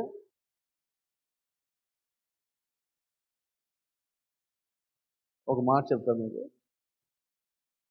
యేసుక్రీస్తుని సిలువుకి అప్పచెప్పినోడు ఎవరు? ఇస్కరియోతు యూదా. ఇస్కరియోతు యూదా యేసుక్రీస్తు శత్రువే కాదా? శత్రువేనా? ఇస్కరియోతు యూదా కూడా యేసుక్రీస్తు సిలువుకి అప్పచెప్పిన తర్వాత కైపా దగ్గరికి వెళ్ళి డబ్బులు మోటిస్ ఒక మాట అన్నాడు. ఏ మాట? నిరపరాధి యొక్క రక్తం నేను చిందించా. యేసుక్రీస్తుని అమ్మేసినోడు యేసుక్రీస్తు గురించి ఏం సాక్ష్యం చెప్తున్నాడు అంటే, ఇప్పుడు మన శత్రువు మన గురించి ఏం చెప్పాలి? చెప్తాడా అంటున్నా. ఏమన్నా కాదా? దెయ్యాలు యేసుక్రీస్తుని చూసేమంటుంది, దేవుడి రాకుమారుడు, దేవుని కుమారుడు అంటుంది. మరి మనల్ని చూసి మన స్నేహితులు ఏమంటారు? నువ్వు దెయ్యాన్ని, నువ్వు ఎత్తా, నువ్వు ఎత్తా చేరుతున్నారు. అంటే మనం ఇక్కడ ఏమి సాక్ష్యము కలిగి ఉంటున్నావు అన్నది ప్రాముఖ్యం. అయితే నువ్వు వాక్యానుసారంగా ఉన్నప్పుడు నేను నిందించే ఉంటారు. యేసుక్రీస్తుని పరిశీలి శాస్త్రులు ఏమని పిలిచారు? బయలుదేరు అని పిలిచారు. ఆయన మంచి చేస్తారని విమర్శిస్తున్నారు. ఎట్లా ఉండి చెప్తుంది విమర్శ? యేసుక్రీస్తు బెతెస్దా కొలను దగ్గర ఒక ఆయన స్వస్థపరిచే జ్ఞాపకం ఉండదా? పక్కనే ఉన్న పరిశీలి సర్దుకులేమన్నారు, ఇష్టాంతరం స్వస్థపరుస్తాడు, నువ్వెవడు దేవుడిని వ్యతిరేకిస్తున్నావా నువ్వు? ఇక్కడ జరిగిన స్వస్థత దేవుడు చేశాడు నమ్మటం వాళ్ళు పెట్టుకుని ఒక ఆజ్ఞ మీరే కదా, ఆజ్ఞ తప్పేవాడు నువ్వు తప్పు అంటున్నారు. అంతేగాని స్వస్థత చేసేవాడు దేవుడు అని గృహించట్లా. అంటే ఈరోజు లోకం కూడా ఏం చేస్తుందంటే, ఒకవేళ నీ దగ్గర దేవుడి కార్యాలు కానీ జరుగుతూ ఉంటే వాళ్ళ ఆ కార్యాల గురించి మాట్లాడరు, ఏం లోపం దొరుకుతూ ఉంటారు. అయితే ఆ లోపాలు నువ్వు పట్టించుకోవాల్సిన పని లేదు. వాక్యానుసారమైన లోపం నీలో ఉంటే నువ్వు దాన్ని పట్టించు, నువ్వు దాని పట్ల నువ్వు విమర్శ కలిగి ఉండు. ఎందుకంటే నీ శత్రువు ఎప్పుడు నీ మీద నిందలే వేస్తూ ఉంటాడు, ఎప్పుడు వాడు నీ గురించి ఏడుస్తానే ఉంటాడు. నువ్వు సంతోషంగా ఉంటే వాడు చూడలేడు, నువ్వు ప్రార్థిస్తే వాడు చూడలేడు, నువ్వు ఆనందంగా ఉంటే చూడలేడు, నీ జీవితంలో దేవుడు కార్యం చేస్తుంటే వాడు చూడలేడు, దేవుడు నిన్ను ఆశీర్వదిస్తూ ఉంటే వాడు చూడలేడు. యోబు దగ్గరికి వెళ్ళి కూడా వాడు చేసిన పని అదే. యోబు సంతోషంగా ఉండట అపవాదికి ఇష్టం లేదు. అయితే ఈరోజు యోబు గురించి దేవుడు ఏం సాక్ష్యం కలిగి ఉన్నాడు? ఇదిగో యోబు వంటి భక్తి నువ్వు భూమి మీద ఏమన్నా చూసావా అంటున్నారు. మరి అదే దేవుడు మన గురించి ఈరోజు ఏ సాక్ష్యం కలిగి ఉంటాడు చెప్పండి? ఇప్పుడు మన గురించే దేవుడు ఒక మాట అనాలంటే ఏమంటాడు? ఒక మాట చెప్పండి.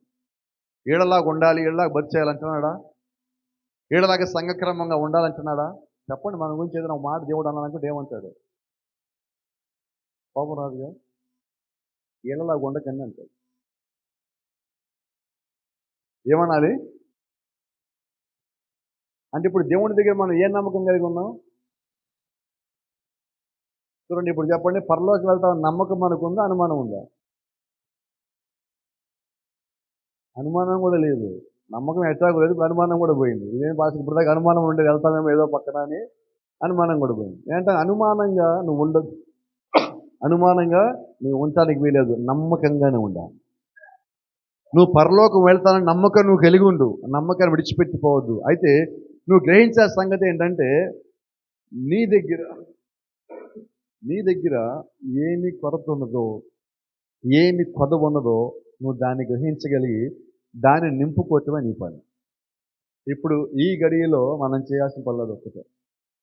చూడగదు మాట ఉంది, మనం అది అనుకున్న దానికంటే చివరి దశలో ఉన్నది. దేవుడు ఒక రాకడ మనం వస్తుందిలే, ఇంకా టైం ఉందిలే, అదవ్వలేదు కదా, ఇదవ్వలేదు కదా, ఇంకా ఉంది కదా, ఇంకా ఉంది కదా అనుకుంటున్నాం. అయితే నువ్వు అనుకున్న దానికన్నా స్పీడ్గా ముందు జరుగుతుంది. కాబట్టి మనం సిద్ధపడ్డేలాగా ఉండాలి. ఇప్పుడు మన సిద్ధపాటేమో స్లోగా ఉంటుంది.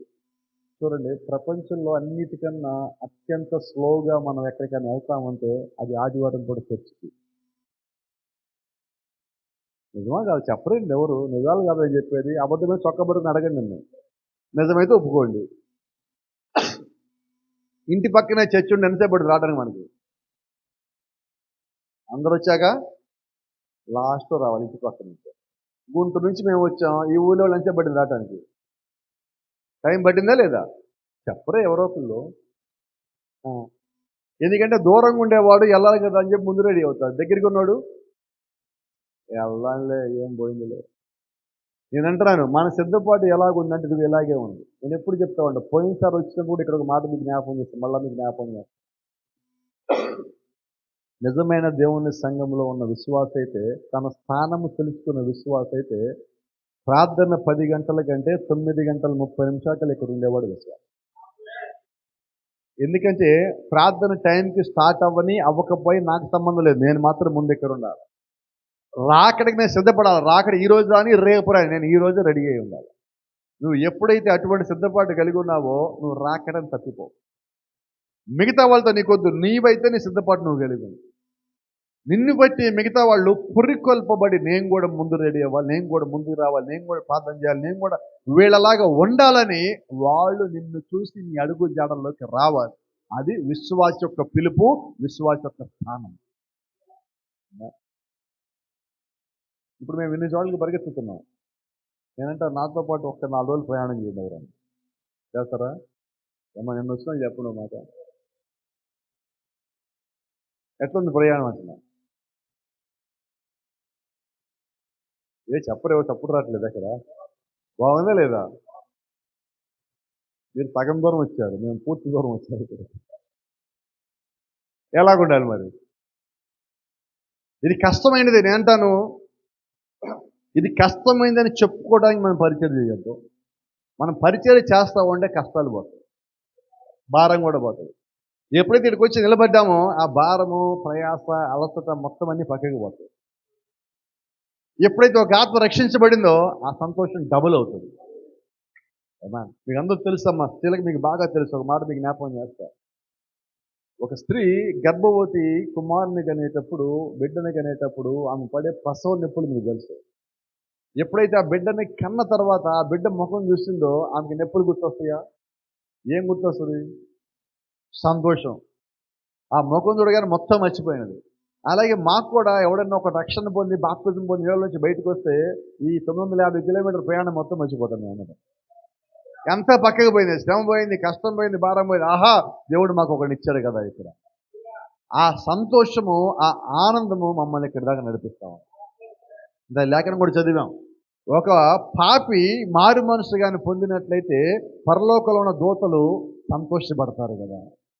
ఈరోజు పరలోక రాజ్యము సంతోషపడాలంటే సంతోషపడే కార్యక్రమము, లేదంటే దేవుడు యొక్క చిత్తంలో ఒక పని మనం ఇక్కడ చేయవలసింది. ఆ పని మనం చెయ్యనప్పుడు మనం దేవుని రాజ్యానికి వెళ్ళేవాడిగా ఉండమని. ఇంకొకరు రక్షించడం ఒక పని అయితే, నేను రక్షించబడటం ఇంకో పని. ముందు నేను నడిపించబడి, నేను ప్రార్థనలోకి వచ్చి, నేను రక్షించబడి ఆ తర్వాత ఇంకొకరి దగ్గరికి వెళ్ళాలి. ఈరోజు దేవుడు మనల్ని నుంచి ఆశిస్తున్నది కూడా ఒకటే, నీవు పరిపూర్ణంగా సిద్ధపాటు కలిగి ఉండవు. సంఘము పరిపూర్ణమైన సిద్ధపాటు కలిగి ఉండాలి. కొద్దిగా సిద్ధపాటు కలిగి ఉంటాం కాదు. ఎందుకో చెప్పండి. దేవుని యొక్క కుమారుడైన యేసుక్రీస్తు ఇక్కడ ఉపమానం చెప్తూ సంఘమును ఒక స్త్రీతో పోల్చున్నాడు. సంఘమంతా స్త్రీతో పోల్చున్నాడు. ఆ స్త్రీ సిద్ధపాటు ఎలాగుండదో సంఘం యొక్క సిద్ధపాటు ఎలాగుండాలి. ఈ స్త్రీ ఆమె యొక్క భర్త బయటికి వెళ్ళిపోయినట్లు మనం కనుగొంటున్నాం. మరియు తన యొక్క పలకల కట్టులో నుండి ఒక నాణ్యం పోగొట్టుకున్నట్లు మనం చూస్తున్నాం. ఇప్పుడు ఆ నాణ్యము ఆమె పొందుకోవటానికి ఆమె చేసిన మొట్టమొదటి పని ఏంటంటే దీపము వెలిగించటం. మొదటిది. రెండోది చీపుడు తెచ్చింది. మూడోది ఇల్లు ఉడిచింది. కోపం రాదు. కొన్ని మాటలు చెప్తాను, స్త్రీలు నా మీద కోపడకడమ్మ కొద్దిసేపు. మన ఇళ్లలో దుమ్మంతా ఉంటుందా ఉండదా? గట్టిగా చెప్పండి. రోజు ఉడుస్తున్నారా లేదా? ఆయన ఎందుకుంది?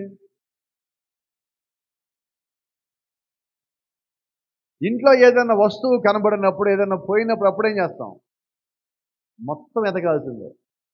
పొరపాటున బంగాళపు ఏదైనా పోయిందనుకో అప్పుడు ఇక మామూలు కూడా అనమాట. ఇల్లంతా మొత్తం ఇటు నుంచి అటు తిప్పుతాం.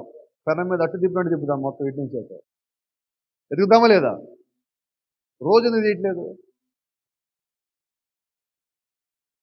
చెప్పనా? ఇప్పుడు డైలీ చేసే ప్రార్థన కూడా అలాంటి. రోజు చచ్చి ఉడుస్తాం. ఎట్లా ఉడుస్తాం? మన ఇల్లు ఎలా ఉడుస్తాం? ఈ చూడండి, కొద్దిమంది చుట్టాలు నా ఇంటికి వచ్చాడు తినేటప్పుడు ఎమ్మట వాళ్ళు ఏం చేస్తారు, నా చిన్న ప్లేట్లు, గ్లాసులు, ఆ పాత్రలన్నీ దగ్గరలో టేబుల్ బీరువా కిందకి దీనికి నెట్టేస్తారు, తగ్గుతారు, సర్దేస్తారు. సర్దేసి గబాబు లేచి వచ్చి వాళ్ళు మాత్రం అడిగి పిడిదిపి మొత్తం రెడీ బయటకు వచ్చి ఉంటుంటారు. లోపల ఎలాగుంది? మనం చేసే ప్రార్థన కూడా అంతే. సర్దేస్తాం ప్రార్థనలన్నీ. ప్రభు వదిలేసి ప్రభు దాన్ని పక్కన పెట్టి దీన్ని పక్కన పెడే ప్రభు, సరే ఇవన్నీ కాదు ప్రభు కానీ నన్ను దీవించమంది అవసరంగా ఏదైనా తీసుకుంది. ఏం చేస్తున్నాం? సర్దేస్తున్నాం. బట్టలు బయట ఆరేస్తారు కదా, తీసుకొచ్చి మొత్తం ఒక చోట వేస్తాం. ఏమిటంటే మట్ట పెడతాం అయ్యి రుచి. ఎప్పుడు ఇంటికి ఎవడో ఒకడు వస్తాడు, సరే నాలంటాడు వస్తాడు, అప్పుడేం చేస్తాం? నిజం చెప్పండి, మడతేస్తారా? ఎయిరు మొత్తం ఒక చుట్ట చుట్టి పైన పెడతారు, ఒక కట్టను లాగుతారు పక్కకి. ఈ లీటర్ రాగానే కట్టంలోంచి కింద పడతాయి. మన ప్రార్థన కూడా అలాగే ఉంది. నువ్వు సర్ది పెట్టావా, నువ్వు చక్కగా పెట్టావా దేవునికి తెలుసో తెలియదు. కానీ మనం ఏం చేస్తున్నాం? మేకప్ చేస్తాం. ప్రార్థనలో నువ్వు మేకప్ చేయలేదు. ఇది సిద్ధపాటు సమయం. నువ్వు అన్నీ సరిగా ఉంచు, అన్ని క్రమంలో ఉంచు, అన్నీ ఏ స్థానంలో ఉన్నాయో అది ఆ స్థానంలోకి ఉన్నాయి. ఈరోజు దేవుడు మనల్ని చాలా ఆశిస్తున్నాడు.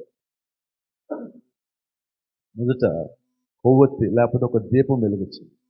ఈరోజు మీరు బయట చూస్తే, మరి ఇక్కడుందో లేదో తెలియదు, అన్ని సిటీస్లో కొవ్వొత్తులు పెట్టుకొని తిరుగుతున్నారు రోడ్ల మీద. ఎందుకు తిరుగుతున్నారు జరగండి ఆమె? ఏమో మా పాస్టర్ తిరగమన్నాడు తిరుగుతున్నాను నేను. మా పాస్టర్ తిరగమన్నాడు తిరుగుతున్నాం. కొవ్వొత్తి చేతికి ఇచ్చాడు, కొంచెం స్టైల్గా ఉంది, వాళ్ళు వీడియోలు తీస్తున్నారు, ఫోటోలు తీస్తున్నారు, ఫేస్బుక్లో యూట్యూబ్లో స్టేటస్లో పెట్టుకోవడంతో తిరుగుతుంది. ఇక నేను మీకు రహస్యం చెప్పనా, అసలు ఆ కొవ్వొత్తి నువ్వు, ఆ వెలుగు నీలో ఉన్న సాక్ష్యం, నీ సువార్త, నీ ద్వారా ఇంకొకటి దేవుళ్ళలోకి నడిపించడానికి ఆ వెలుగు ఉపయోగపడాలి. అంతేగా రోడ్డు మీద కొవ్వొత్తి పట్టుకుని ఫోటో దిగటం వల్ల స్టేటస్లో పెట్టగలిగిన ప్రయోజనం ఉందా అంటే ఏం ప్రయోజనం లేదు. ఈరోజు నేను దేవుడికి సాక్షి. ఎప్పుడు నువ్వు సాక్షి? ప్రభు నేస్తకృష్ణ ఒక మాట చెప్తాడు అపోస్తల కార్యంలో. అని అంటున్నాడు, మీరు మేడగదిలో పరిశుద్ధాత్మను పొందుకున్న తర్వాత, పైనుంచి శక్తిని పొందుకున్న తర్వాత భూ దిగింతం వరకు మీరు నాకు సాక్షులై ఉంటారు. ఇప్పుడు ఎప్పుడు ఎప్పుడు ఎక్కడి వరకు కాదు, ఎప్పుడు పైనుంచి శక్తిని పొందుకున్నాక భూ దిగంతం వరకు మీరు సాక్షులుగా ఉంటారు. శక్తి పొందుకోకపోయినా మనం సాక్షులుగా. ఏం సాక్షులం? వాక్యానుసారంగా జీవించకుండా ఉండే వరకు సాక్షులు. మీరు గమనించండి, ఇజ్రాయిల్ ఐగుప్తులోంచి కనానుకు వచ్చేటప్పుడు కొట్టబడిన బండ నేటికి ఇంకా అక్కడే ఉన్నది. నిజమేనా? అది సాక్షి. అలాగే సొదొమ గొమొర్రాలోంచి దేవుని యొక్క దూతలు బయట తీసుకొచ్చేటప్పుడు దూతలు చేతులు పట్టుకున్నప్పటికీ కూడా వాళ్ళు వద్దు అన్న మాటకి చేసి లోతు యొక్క భార్య వెనక్కి తిరిగిపోయిన ఉప్పు స్తంభం కూడా అక్కడే ఉన్నది. అది సాక్షి, ఇది సాక్షి. మనం ఏ సాక్షిలాగా ఉన్నాం? లోతు భార్య ఉప్పు స్తంభం ఎందుకు? దూత చెప్పిన వినల. ఈరోజు మనకి కూడా మెసేజ్ చెప్పే దూతే.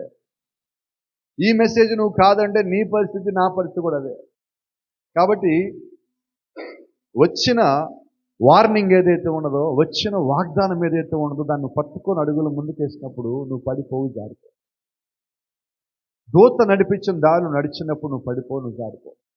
కాబట్టి ఈ గడియ నీకు వచ్చిన వర్తమానం ఏదైతే ఉన్నదో, వాక్యం ఏదైతే ఉన్నదో, దేవునికి ఇచ్చిన బయలుపాటు ఏదైతే ఉన్నదో, దేవునికి ఇచ్చిన ప్రత్యక్ష ఏదైతే ఉన్నదో, నువ్వు ప్రార్థనాపూర్వకంగా విశ్వాసపూర్వకంగా దాన్ని పట్టుకొని నమ్మకంగా ఉన్నప్పుడు నువ్వు కోల్పోయింది ఏంటో దేవునికి మొదటగా తెలియజేస్తాడు. దాన్ని పొందుకోవడానికి నువ్వేం చేయాలో తెలియజేస్తాడు. ఇప్పుడు ఆ స్త్రీ ఏం చేసింది? కోల్పోయాలని తెలిసింది. ఇది 10 మందికి చెప్పాల. అవునా? కోపం రాదు కదా? మన కుటుంబాల్లో ఏదైనా బలహీనత రాగానే ఫస్ట్ మనం చేసే పని ఏంటి? అందరికీ చెప్తాం. ఎవరో చెప్పారు ఒక సామెత, మనకు వచ్చిన బాధ ఇంకోటి చెప్పుకుంటే సగం తగ్గుద్దాను, సగం తగ్గదు, 2 పెరుగుద్ది. నీ కొన్ని సంగతులు అర్థం కాకల్లా. నువ్వు చెప్పుకోవాల్సిన దేవుడికి తగ్గాలంటే మిగతా ఎవరు చెప్పినా తగ్గవు. కాబట్టి నేనేమంటానంటే, నీ కుటుంబ విషయం కుటుంబంలోనే ఉంచు, సంఘ విషయం సంఘంలోనే ఉంచు, వ్యక్తిగత విషయం వ్యక్తిలోనే ఉంచు. అయితే కుటుంబమైన, వ్యక్తి అయినా, సంఘమైనా చెప్పాల్సిన దేవుడికి. నువ్వు దేవుడికి చెప్తే పరిష్కారం అన్న దేవుడి దగ్గర. వయసులో ఈరోజు పరిష్కారము దేవుడు నీకు ఇవ్వటానికి ఏర్పరిచిన మార్గం ఏంటంటే, ఆయనకి నీకు మధ్యలో ఆ మార్గం పేరు ప్రార్థన. విశ్వాసభరితమైన ప్రార్థన నువ్వు చేసినప్పుడు ఆ ప్రార్థనలో దేవుడు నీకు పరిష్కారం ఇస్తాడు. నువ్వు ప్రార్థన చేయగా పరిష్కారం ఇవ్వకుండా దేవుడిని విడిచిపెట్టే ప్రసక్తే లేదు. ప్రతి దానికి ఆయన దగ్గర పరిష్కారం ఉన్నది. ఎందుకంటే సమస్య అంటేనే పరిష్కారం ఉన్నదండి. ఒక మాట చెప్తాను, అవునా కదా? చెప్పండి. తాళము, తాళం కప్ప 2 ఉంటాయా? ఉంటాయా లేదా? తాళం చెవి లేకుండా తాళం కప్ప తయారు చేస్తాడా? అంటే పరిష్కారం లేకుండా సమస్యలు లేవు. ఆ సంగతి నీకు అర్థమైతే ఆ పరిష్కారం అనే తాళం చెవి పేరు ప్రార్థన. ప్రతి దానికి అదే తాళం చెవి. ఆ ప్రార్థన తాళం చెవికి ఇంకో పేరు ఉంది, అసలైన పేరు. దాని పేరు యేసుక్రీస్తు. నువ్వు ఆయన తాళం చెవి నువ్వు ఉపయోగించినప్పుడు నువ్వు ప్రతి దాన్ని నువ్వు తెరవగలుగుతావు, ఆ సమస్యకి పరిష్కారం కనుగొనగలుగుతావు. ఇప్పుడు ఈ స్త్రీ కూడా ఏం చేసింది? సువార్తను వెలిగించాడు. వాక్యములో, వాక్యపు వెలుగులో తను ఏం కోల్పోయిందో ఆ పరిష్కారం కొరకు ఎతుకుతావంటే ఆ సమస్యకి పరిష్కారం ఏంటంటే ఇల్లు మొత్తం వెతుకుతున్నది. ఇల్లు అయితే నీ హృదయం అయి ఉన్నది. ఆమె హృదయం అంతా వెతకడం ప్రారంభించింది. ఎప్పటిదాకా వెతికిందంటే పరిష్కారం దొరికేంత వరకు. ఈరోజు నేను అడుగుతున్న ఒక ప్రశ్న, మనం ప్రార్థన ఎంతసేపు చేయాలి? వినబడలా, కానీ ఎంతసేపు చేస్తున్నాం? ప్రార్థన చేసేది దేనికి? సమస్యకి పరిష్కారం రావటానికి. అయితే మనం ప్రార్థన ఎంతసేపు చేస్తున్నాం? చూడండి, కొద్దిమంది హాస్పిటల్కి వస్తారు. ఒక ఇద్దరు పేషెంట్లు ఉన్నారనుకో, ఒక 2 నిమిషాలు అక్కడ కూర్చుంటారు. కూర్చొని ఏమంటారు? నేను మళ్ళీ వస్తాను, వెళ్తా ఉంటారు. రారు. ఏదో టాబ్లెట్ తీసుకుంటారు, మింగుతారు. ఒక వారం మళ్ళీ వస్తారు. వాళ్ళు రారు, వాళ్ళు ఎవరో ఒకరు మోసుకొని వస్తారు. ఈసారి సంఘంలో ప్రార్థన కూడా అంతే. పాస్టర్ గారికి ప్రార్థన చేసుకుందామని వచ్చాము, పాస్టర్ గారు బిజీగా ఉండాలి, మళ్ళీ చేయించుకుండాలి 5 నిమిషాలకి. ఈ 5 నిమిషాలు ఏమైనా సంపాదిస్తాం? కోట్లు లేవు. ఉన్న ఆరోగ్యం పోగొట్టుకోవడం, ఉన్న ఇబ్బందులు పెంచుకోవడం. ఆ కాసేపు ఆగుదాం, చర్చికి వచ్చాక ఓపిక పడదాం. కొద్దిమంది ఉంటారు చూడండి, ఈరోజు ఒక అరగంట ఎక్కువైంది ప్రసంగం, పాస్టర్ గారు అందరు లేచి నిలబడి ప్రార్థన చేయండి అనగానే సగం ముందు అదృష్టం అవుతారు. వీళ్ళు ఎత్తబాటులో పోలా, ఇళ్ళకి వెళ్ళిపోయారు. ఎందుకని? ఆలస్యం అయిపోయింది. నేనంటాను, సంఘానికి వచ్చినప్పుడు ఆలస్యం అవటం వల్ల నీకు నష్టమైతే ఏది లేదు, నీకు అది ఆశీర్వాదమే. నీకు అది ఆశీర్వాదమే. ఎందుకంటే మనం ఉన్నదే చివరి కాలం. ఇది సిద్ధపాటికి దేవుడు ఒక సేవకుడు 5 నిమిషాలు ఎక్కువసేపు సమయం తీసుకుంటే నీకు నష్టమేంటి? కానీ తీసుకుంటే ఊరుకుంటామా? ఏమైపోవాలా మేము? మా టైం ఏంటి? మా టైం ఎంత విలువైనది? అసలు నీకు టైం ఇచ్చినాడు ఎవడు? మరి దేవుడికి టైం ఇవ్వకపోతే ఈ టైం విలువ ఎక్కడ ఉంది? మనకి ఆ సంగతి తెలియాలి. ఎక్కడన నువ్వు తొందరపడు, కానీ దేవుడి దగ్గర నువ్వు తొందరపడద్దు. సంఘంలో తొందరపడద్దు, ప్రార్థనలో తొందరపడద్దు. నువ్వు కంగారు పడతా ప్రార్థన చేయాల్సిన పనిగా, నిదానంగా, నెమ్మదిగా దేవుడు నిన్ను నడిపించిన విధానంలో నువ్వు ప్రార్థన చేయాలి. బాగుంటుంది కదా ఇలాగుంటే. ఇప్పుడు ఆమె ఎతకాలి. ఎలాగ ఎతకాలి?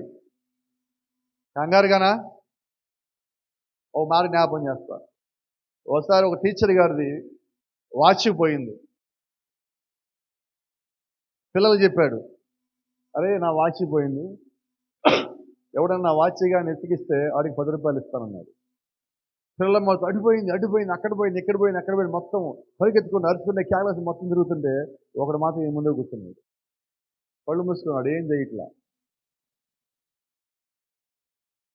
ఓ 10 నిమిషాలు అయిన తర్వాత అందరూ తిరుగుతానే ఉన్నారు, వీడు మాత్రం వాచ్ తెచ్చి ఆయనకి ఇచ్చాడు. ఆయన అడిగాడు, అరే అందరూ పరిగెత్తారు, అటు తిరిగా నువ్వు మాత్రం ఇక్కడే ఉన్నావు, పైకి కళ్ళు కూడా జరలో, కళ్ళు మూసుకొని ఉన్నావు, ఎక్కడ తెచ్చేవారు వాచ్ అని అడిగాడు. ఆ పిల్లోడు చెప్పే సమాధానం తెలుసా? పాస్టర్ మీ వాచ్లో సెకండ్ ముళ్ళు ఇలా తిరిగేటప్పుడు సౌండ్ వస్తుంది కదా, నేను అది వినటానికి ప్రయత్నం చేశాను, ఇక్కడ కూర్చున్నాను, వాళ్ళందరూ పరిగెత్తుతా ఉన్నారు, నేను మాత్రం ఆ శబ్దం వినటానికి ప్రయత్నం చేశాను. మనమైతే ఏం చేస్తాం? ఇళ్లలోంచి బయటకు వచ్చేటప్పుడు చాలామంది పురుషులకు ఒక అలవాటు ఉన్నది, పర్సు ఒకటి తాళం ఒకటి మర్చిపోతారు, ఇంట్లో అందరూ తిడతారు. నేనంటాను, ఎవ్వరు నిద్రకుండా కాసేపు కూర్చొని నిదానంగా ఉండు. కంగారు పడితే పక్కనే ఉన్నా కూడా మర్చిపోతారు. కొద్దిమంది ఇంకొక అలవాటు ఉంది, స్పెట్స్ వాళ్ళు కళ్ళకి ఇక్కడ పెట్టుకుంటారు, పైన మొత్తం నా స్పెట్స్ ఎక్కడ పెట్టి ఎతకని అంటూ ఉంటారు. మర్చిపోతాం మనం కంగారులో. అలాగే ప్రార్థనలు నువ్వు కంగారుగా ఉన్నప్పుడు చాలా సంగతులు మర్చిపోతావు. నెమ్మదిగా నువ్వు ప్రార్థనలో ఎలాగ ప్రార్థనలో ఉండాలంటే, ఒకసారి సేవకుడు చెప్పిన మాట మీకు జ్ఞాపకం చేస్తా. పాతకాలంలో మీరు ఎప్పుడైనా రేడియో విన్న అనుభవం కానీ మీకుంటే మీకు ఈ సంగతి తెలుస్తుంది. ఎట్లాగింటాం రేడియో అంటే, వివిధ భారతి అని విజయవాడ అని చెప్పి, హైదరాబాద్ అని చెప్పి కొన్ని స్టేషన్లు ఉండేవి. ఈ స్టేషన్ నుంచి ఆ స్టేషన్ తిప్పాలంటే నువ్వు దాన్ని చూసి తిప్పితే అది అవ్వదు. ఆ వీల్ తిప్పుతావు అంటే ఆ ముళ్ళు కరెక్ట్గా నెంబర్ దగ్గరికి వెళ్ళాలి. ఇప్పుడు మనకి ఎఫ్ఎం అని, మిర్చి అని రేడియో ఉన్నాయి కదా, ఇలాగా మన నెంబర్ నొక్కితే అది వచ్చేస్తుంది. అప్పుడు అలాగ వచ్చేది కాదు, వీల్ తిప్పాల. ఎలా తిప్పేవాళ్ళు తెలుసా? కళ్ళు మూసుకొని చెవులు ఇక్కడ పెట్టి నిదానంగా తిప్పేవాళ్ళు. కరెక్ట్గా అది రాగానే అక్కడ ఆపాలి. కొంచెం ముందుకు పోయినా పోతుంది, వెనక పోయినా పోతుంది. అంటే నీ శ్రద్ధ అంతా అక్కడే ఉండాలి. అలాగే ఈరోజు కూడా నువ్వు ప్రార్థన చేసినప్పుడు నీ శ్రద్ధంతా పరిశుద్ధాత్మను పొందుకోవటం మీదే ఉండాలి, దేవుణ్ణి కలవటం మీదే ఉండాలి. ఎప్పుడైతే నీ ఆత్మ పరిశుద్ధాత్మ కలిపావో అప్పుడు దేవుడు నీతో మాట్లాడటం ప్రారంభిస్తాడు. అప్పుడు దాకా నువ్వు ప్రార్థనలో ఓపిక పట్టాలి. మనందరికీ ఉన్న ఇంకొక అలవాటు, ప్రార్థన చేసి చేయగానే అయిపోగానే ఎమ్మటి లాస్ట్లో ఏమంటాం? ఆమె అన్నా కూర్చుంటామా? మోకాల మీద ఉంటాం ఆమె అన్నాక? ఆమెను అంటానే లేస్తాం ముందు. సో పోనీ ప్రార్థన చేసాక చర్చిలో ఉంటామా? వెళ్ళి భయపడలేము. ఇప్పుడు నువ్వు ఆమెను అన్నావు, నువ్వు ప్రార్థన చేసావు, ఆమెను అన్నావు అంటే దేవుణ్ణి అడిగావు. ఇప్పుడు సమాధానం ఎక్కడి నుంచి రావాలి? ఉన్నావా? పాపం దేవుడు వచ్చాడు మాట్లాడదామని, మనం మాత్రం వెళ్ళిపోయాం. ఈరోజు సమస్య అదే. నువ్వు ఇంట్లో కూడా నీ ప్రార్థన చేసేటప్పుడు నీ ప్రార్థన అయిపోయాక ఈ రోజు నుంచి ఒక 2 నిమిషాల నుంచి ముందు 5 నిమిషాలు ఆగు. 5 నిమిషాలు నువ్వు ఓపిక పెట్టిన తర్వాత నీకు తెలుస్తుంది ఎందుకు నేను 5 నిమిషాలు ఉన్నానా అని. నువ్వు ప్రార్థించిన అన్నిటికీ సమాధానం రావటం బిగిన్ అవుతుంది. అప్పుడు నీ బలం ఎలాగుంటుందో తెలుసా? నీ బలహీనత ఏంటో దేవుడు నీకు తెలియజేస్తాడు, దాన్ని బలంగా దేవుడు మారుస్తాడు. ఆ ఓపిక ఈరోజు మనకు కావాలి. మన దగ్గరున్న కోల్పోయిన వెండి నాణ్యాల్లో ఒక నాణ్యం పేరు సహనం, రెండో దాని పేరు ప్రేమ, నిజాయితీ, నమ్మకం, మృదుత్వం, దయాళుత్వం. ఇవన్నీ ఏంటంటే మన దగ్గర ఉన్న వెండి నాణ్యాలు. సువార్త వెలుగులో మాత్రమే మనకి ఇవన్నీ దొరుకుతాయి, ఇంకెక్కడ దొరకవు. దేవుని యొక్క వాక్యంలో మాత్రమే దొరుకుతాయి కానీ మరి ఇంకెక్కడ దొరకవు. గమనించండి, ఆమె తన వెలుగునిచ్చుడికి ఒక కొవ్వొత్తి వెలిగించింది. ఇక్కడున్న ప్రతి ఒక్క చిన్న కొవ్వొత్తి ఈ రోజు వెలిగించబడవలసి ఉన్నది. ఆమె వెలిగించినది కాబట్టి ఆమె దొరకబుచ్చుకున్నది. ఏం పోయిందో అది పొందుకున్నది. ఈరోజు మనమందరం కూడా మనం పోగొట్టుకున్నది ఏంటో మనం కనుక్కోవాలి. ఈరోజు మన సమస్య ఏంటంటే ఆమెకు ఒక నాణ్యం పోయిందని తెలుసు. ఈరోజు మన సమస్య ఏంటో తెలుసా? ఏం పోయిందో తెలియట్లా. అంతా బాగానే ఉన్నాను కదా అనుకుంటున్నాం మనం. ఎంతకాలం అనుకుంటాం అలాగా? త్వరగా మనం నిద్రలేద్దామండి, త్వరగా మెలకువద్దాం. గమనించండి, అది మాత్రమే కాదు, ఆమె వద్ద చీపురు కూడా ఉన్నది. ఇప్పుడు ఆ దుమ్ము పోగొట్టడానికి ఏం కావాలి? నీకు ప్రార్థన కావాలి. నీ లోపల చెత్త బయటికి పోగొట్టేది నీ ఒప్పుదల, నీ యథార్థత, నువ్వు కలిగి ఉన్న ప్రార్థన. నీ హృదయంలో నీ హృదయమైన ఇల్లు శుభ్రపరచబడాలంటే ముందు వాక్యపు వెలుగు రావాలి. అంటే నువ్వు సంఘానికి రావాలి, వాక్యం వినాలి. ఆ తర్వాత ఒప్పుదల కలిగి నువ్వు ప్రార్థన చేయాలి. అప్పుడు దేవుడు మనలో ఉన్న తప్పులు తెలియజేస్తాడు. ఎంత త్వరగా దేవుడి దగ్గర రాగలుగుతామో తెలుసా? చూడండి, ఇరుగు పొరుగు వారు ధూళి దులుపుట చూస్తున్నారు. నువ్వు సంఘములో అందరూ వెళ్ళిపోయిన తర్వాత కూడా నువ్వు ప్రార్థన చేస్తావు ఉంటే, అందరూ వచ్చేసరికి నువ్వు ప్రార్థన చేస్తావు ఉంటే, ప్రతిరోజు కుటుంబంలో వ్యక్తిగత నువ్వు తప్పకుండా నువ్వు ప్రార్థన చేస్తావు ఉంటే, ప్రతి ఒక్కళ్ళు నీ వైపు చూసి అనుకుంటారు, ఇదిగో వీళ్ళు దేవుడి దగ్గర ఏదో మొరపెడుతున్నారు, ఖచ్చితంగా వీరు దేవుడి నుంచి అడిగినది పొందుకుంటారని నిన్ను బట్టి వాళ్ళు కూడా ప్రేరేపించగలరు. నువ్వు సిద్ధపడుతున్నావని వాళ్ళకి తెలిసినప్పుడు వాళ్ళు కూడా నీతో పాటు సిద్ధపడతారు. అంటే పక్కన వాళ్ళని సిద్ధపరిచే శక్తి ఇప్పుడు దేవుడు ఎక్కడ పెట్టాడు? ఆమె యొక్క భర్త రాబోతున్నాడు కనుక ఇంటిని శుభ్రపరిచే సమయం ఆమె నిజంగా కలిగి ఉండను. ఒక్క నాణ్యం పోగొట్టుకోవడంతో అతడు ఆమెను పట్టుకున్నట్టయితే ఆమె వేశ్యగా పిలువబడుతుంది. ఆమె వేశ్యగా పిలువబడటానికి ఆమె సిద్ధముగా లేదు. ఆయన వచ్చేలోపే నేను కనుక్కోవాలా. ఆ గడియ ఆసన్నమైనది, సాయంకాలమైనది, చీకటి పడబోతా ఉన్నది. ఆయన రానై ఉన్నాడు. ఈలోపే నా బలహీనత నాకు తెలియాలా, నా పాపం నాకు తెలియాలా, నా శోధన నాకు తెలియాలా, నా మీద నింద ఏంటో తెలియాలా. ఆ నింద నా మెంచి పోవాలా, ఆ శోధన నా మెంచి పోవాలా, ఆ బాధ నా మెంచి పోవాలి. నా మీద పడాల్సిన ప్రతి ఒక్కటి కూడా తప్పిపోవాలంటే నా స్థానము నేను తెలుసుకొని ప్రార్థన చేయవలసింది. దేవునా మనకి మహిమ. చూడండి, ఇప్పుడు మనం జీవిస్తున్న గంభీరమైన గడియలలో జీవము గల దేవుని సమయము ఆసన్నమైనది. దేవుని ఎదుటికి వెళ్ళి పరీక్ష చేసుకుంటకు అది మనలను తీసుకువస్తున్నది. ఆ సమయము దగ్గర పడింది అన్నప్పుడు మనల్ని దేవుని దగ్గర తీసుకుని వస్తాం. చూడండి, స్కూళ్ళల్లో పిల్లలు వాళ్ళని ఏదైనా అప్పచెప్పమన్నా, ఏదైనా రాయమన్నా రాయరు.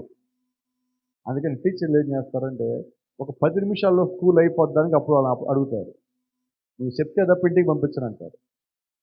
ఆశ్చర్యం తెలుసా, వాడు 10 నిమిషాలు చెప్పేస్తారు. ఇప్పుడు మన సంగతి కూడా అదే, మనకు కూడా 10 నిమిషాలే ఉంది, గంటలు లేదు. ఇప్పుడు 10 నిమిషాల్లోకి వచ్చి ఆయన రానే ఉన్నాడు. సువార్త యొక్క వాక్యము కొవ్వొత్తును వెలిగించి మనలను మనం పరీక్ష చేసుకున్నట్టుగా చేసి మనం కొరచయ్యామో లేదో తెలుసుకున్నట్టుగా చేస్తుంది. ప్రత్యేకించి ఇవన్నీ వచ్చినప్పుడు అది మనకు బాధ్యతను కలిగిస్తున్నది. మనము కడవరి కాలంలో ఉన్నామని గుర్తెరుగున్నట్లు చేస్తున్నది.